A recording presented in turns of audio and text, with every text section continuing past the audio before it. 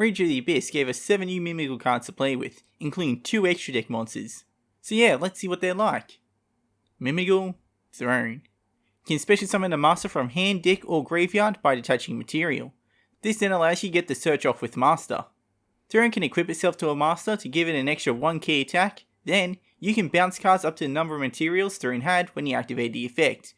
This is a quick effect, allowing you to interrupt your opponent's plays. But it's also kinda tricky. Using the effect to summon their master reduces the number of cards you can bounce. You could summon out master by normal summoning it, or special summoning it using Make a Room. But do you really want to use the dungeon search on master?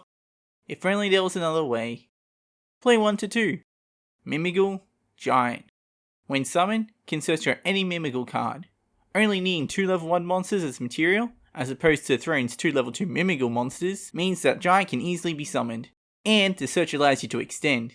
If you use Dragon to search for either dungeon or room, Giant can search for the other, or it can grab a master or Archfiend if you have the maker, or the inverse.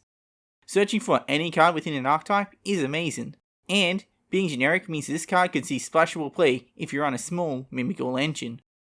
By detaching material, Giant can target face-up cards on the field equal to the number of face-down monsters the opponent controls and destroy them, and burn the opponent for 1k for each card destroyed.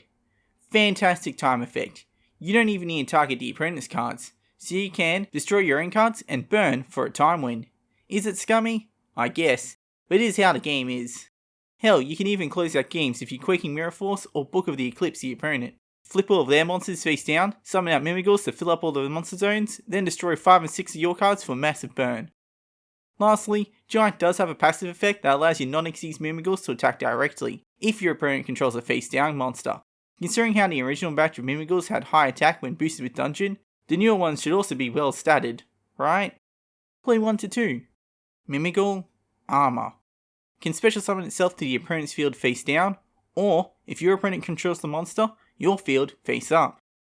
This is a theme within the new main deck Mimighoul monsters, being able to extend on your field, or put the monsters on the opponent fields, like the old Mimighouls.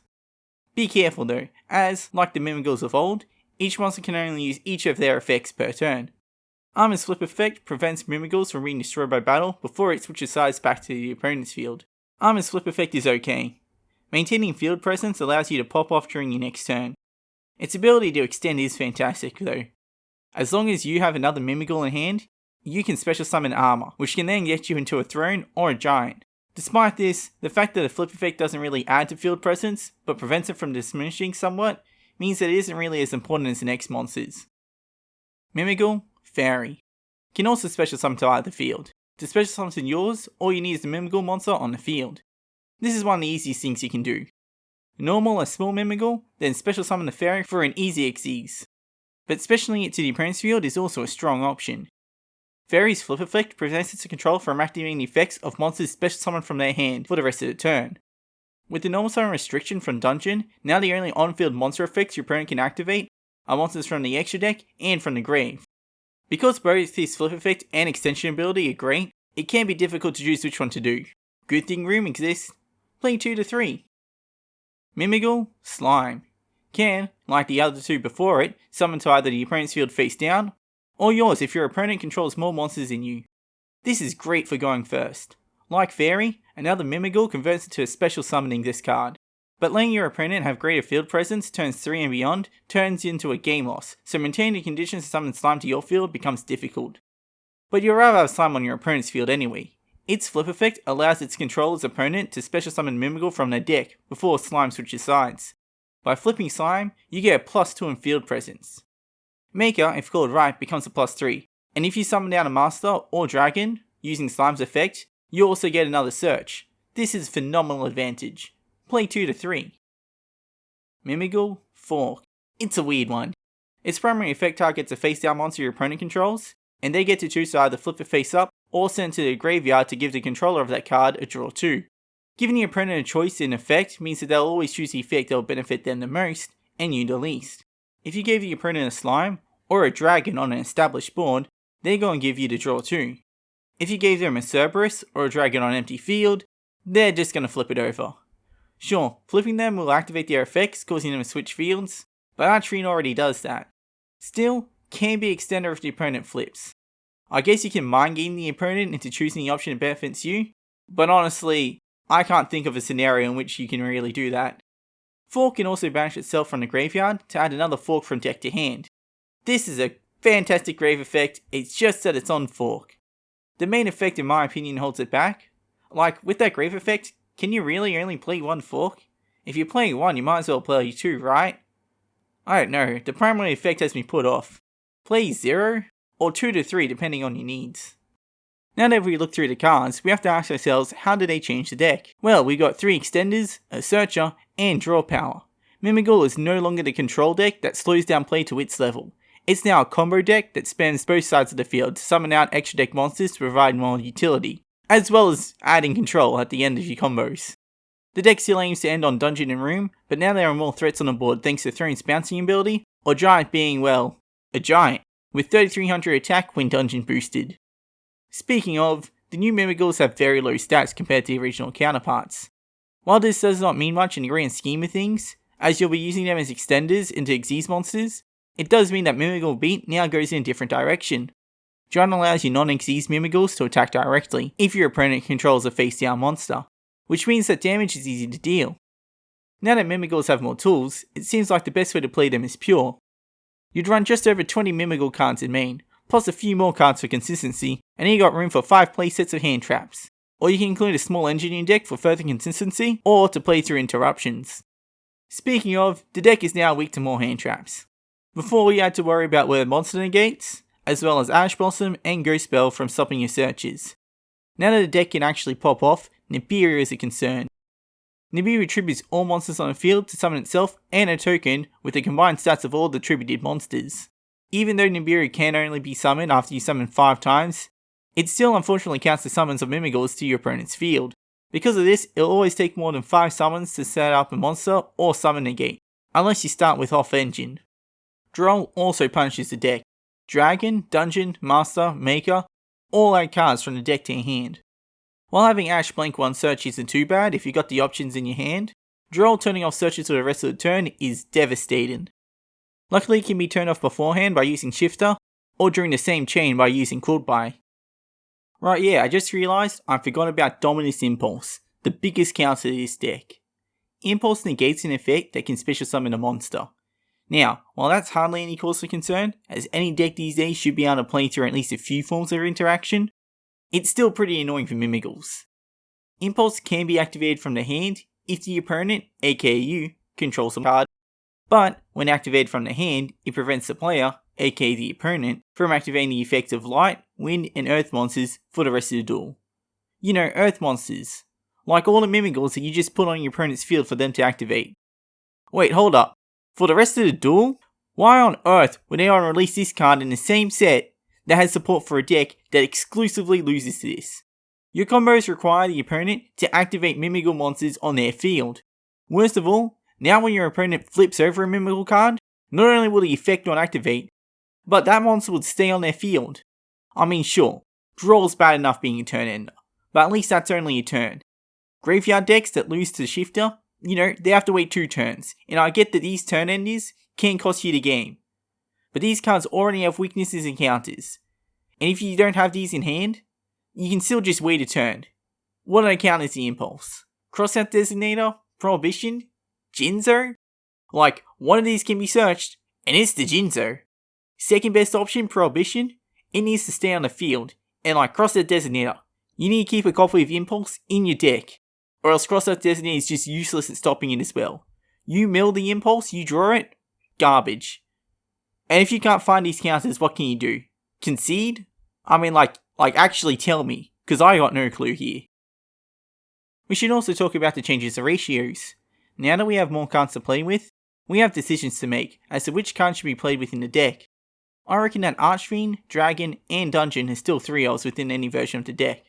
The advantage that they can provide is essential for your combos. Thanks to Slime and Fairy, Maker is now a 3-of. Either of these cards to your opponent's field can be worrying for them. Master is definitely a 1-of now, as 3 cards can search it, with one of them being able to summon it from deck. Lastly, I want to talk about Charm.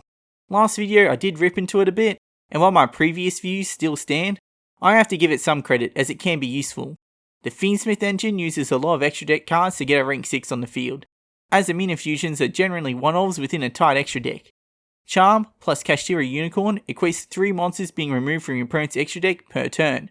That's 1/5 of their extra deck. Unfortunately, by the time you search for Charm, you've already passed the point in your combos where you can flip over any Mimighoul monsters.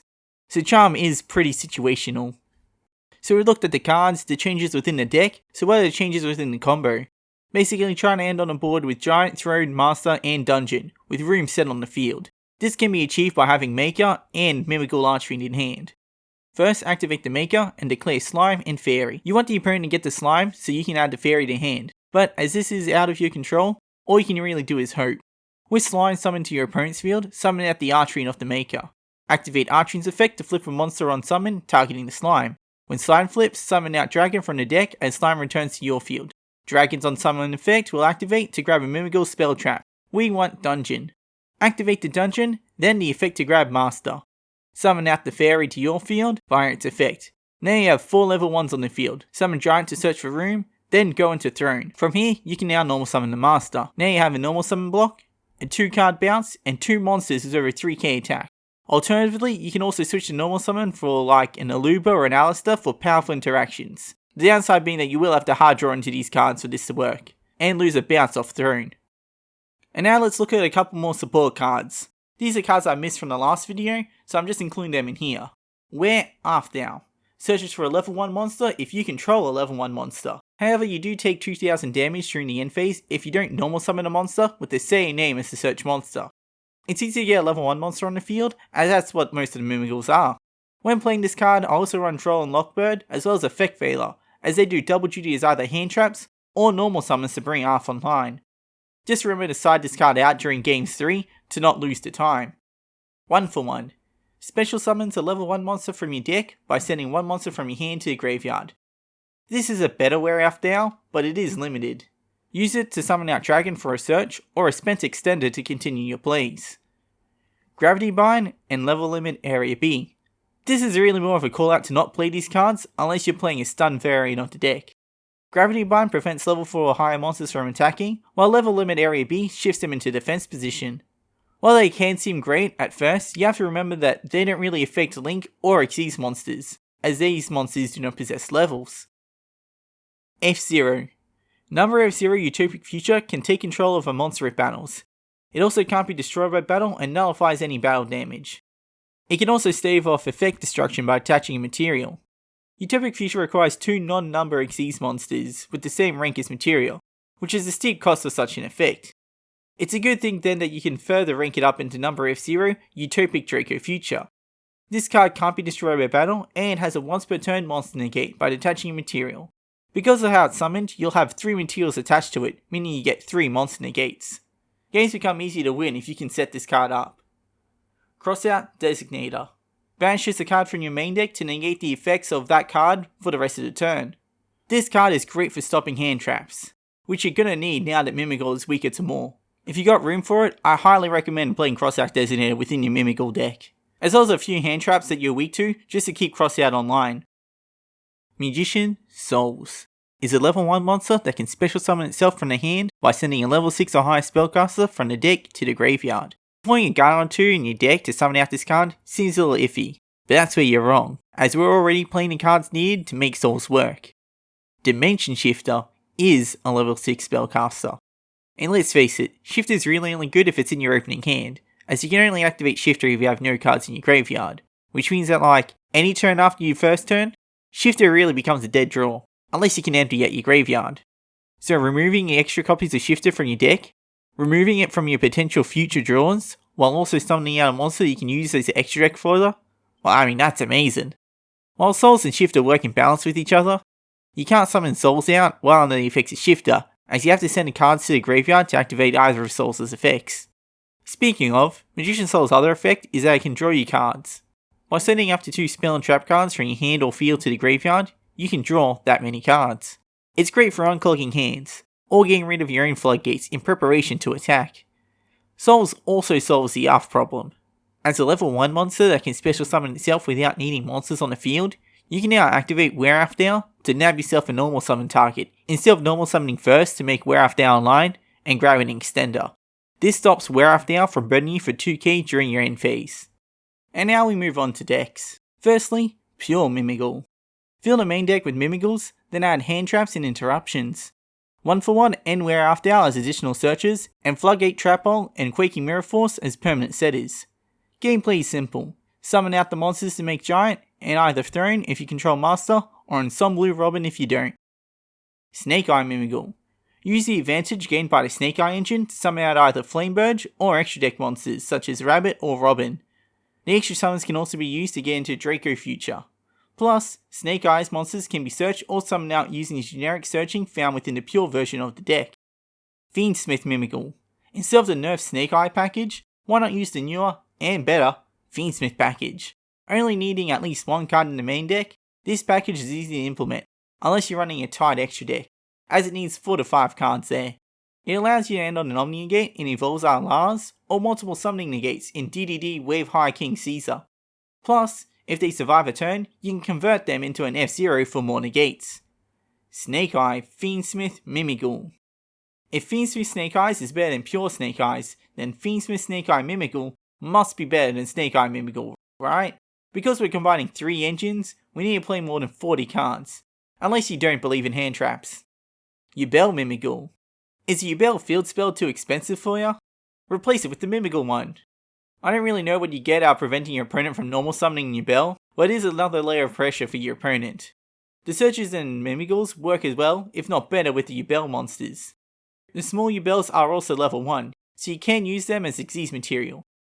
Just remember to detach Lotus so you can summon it out in the end phase to use it as fodder for your Yugioh, or detach the Grave Squirmer so you can continue your plays.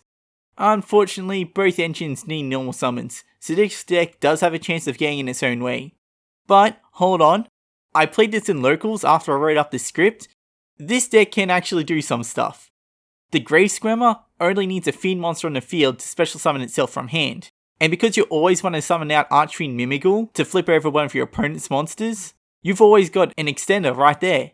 I feel like it needs a little bit more tinkering around. This was like a deck list I came up with like in one morning, and I haven't really fully explored the combos yet, but yeah, watch it. Also, your Yugioh monsters with Nightmare Pain on the field protect your Mimighoul monsters from battle, as your opponent always has to attack into the Yugioh monsters, meaning that your monsters can just survive on the field for a turn, which is amazing. Like sure, armor does that, but you know, your opponent now is threatened with battle damage as well, so they also have to keep their monsters in defense. It also incentivizes them to not flip over their monsters. So even if you just play Book of Moon to flip over their monster face down, they're not going to flip it face up unless they're going to start like comboing off. And if they leave a monster face down on your field, you can use the passive effect of Giant Mimighoul to attack your opponent directly with your smaller Mimighouls. Runic Mill Mimighoul. This one's kind of a fun one.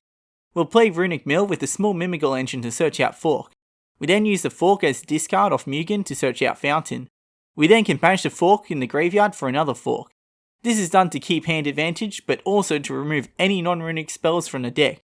We want the Fountain draws to be all runic spells to keep the engine live. We also want to use Maker to search for and summon out the jar cards.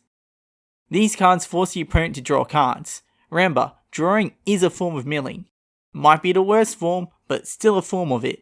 The more the opponent draws, the less cards they'll have in deck, and the quicker you'll win by deck out. Dungeon, Dice, Monsters. I made this deck purely for the pun. Mimighoul beats. Use Terrors in the Hidden City and Dungeon to boost your flip Mimighouls. Giant then allows them to attack directly. And that's game. Because Dungeon takes a turn to use a Riboku to keep your monsters on the field. If you want to be real nutty, use a Millennium monster to lower your life points to bring Megamorph online, and double the equipped monster's attack. Succumbing Song Morgamite can also be used in both variants to close out the game. So yeah, that's Mimighouls. Again. All in all, I'm having more fun with the deck. All the new monsters open up new and exciting combos, and ways to play the deck. It's a shame I can't really say the same about the spells though, but that's the case with every archetype. Well, except Nemlaria. Honestly, if the second wave of support was this good, I'm very excited to see what Wave 3 has in store for us. So yeah, I'll catch you then when we get those cards in TCG, in like, I don't know, a year and a half from now?